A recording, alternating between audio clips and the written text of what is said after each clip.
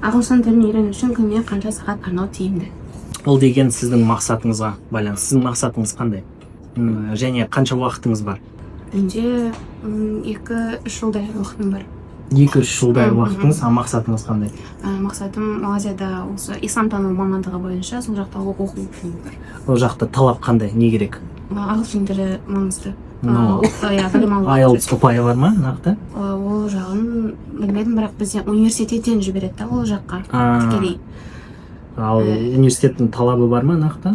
Ағылшын тілін білу маңызды деп айтады, өйткені ол жерде лекциялар, семинарлар бәрі ағылшын тілінде оқылады. Түсінімсіз. Және қазіргі деңгейіңіз қандай? Өте қатты жақсы емес. Жарайды, бигинер деп есептейік, мысалы. Бигинер, қазір бигинерсіз, сізде 2-3 жылдай уақытыңыз бар.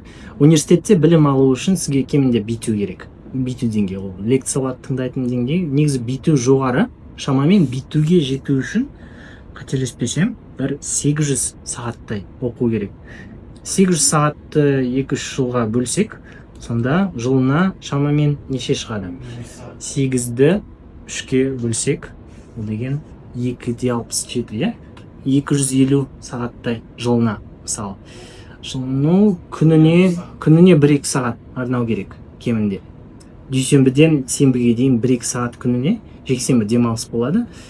Осындай қарқынмен жүрсеңіз, шанс бар B2-ға дейін жетуге.